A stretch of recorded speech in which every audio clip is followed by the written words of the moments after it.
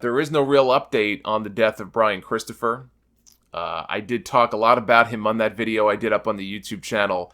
He had been incarcerated since the beginning of July. After a third DUI arrest, he was found hanging in his jail cell. And then he was put on life support. They kept him alive long enough for Jerry Lawler to rush back. He was at one of these Comic-Con type events somewhere. Kept him on life support long enough so that, his father could show up and say his final goodbyes.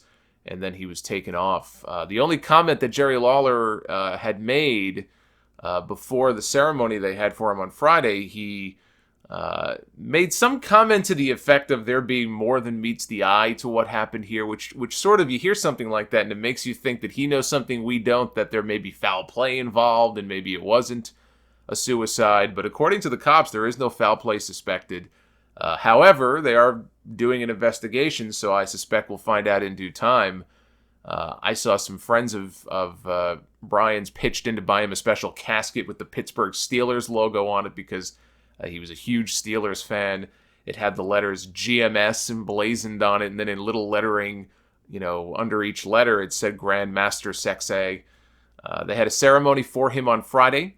A local news station spoke to Jerry Lawler, who said that it was the worst day of his entire life, and he could barely stay composed as they were talking to him.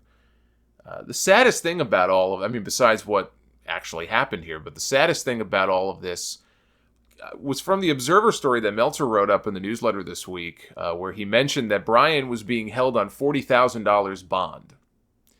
So he could have easily been released weeks ago. Now, his father had bailed him out of certain situations like this before and tried to get him help.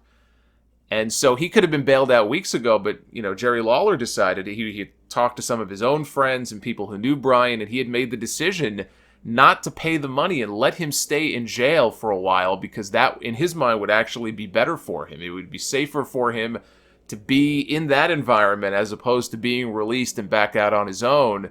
And the plan was that when he was ready to, I don't know if he was going to bail him out or if they were just going to wait until Brian was released, but the plan was that when Brian was ultimately released, he would take him straight to rehab to get him the help that he needed.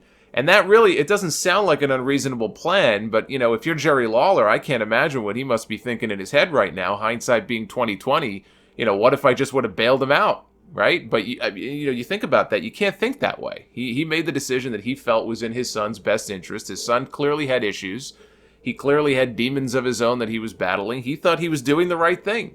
He had no inkling that something like this might happen, and then something like this does happen, and it's just got to eat you up inside. So I really, for that reason, I feel badly for him. And, I just saw my doctor, my oncologist on Friday.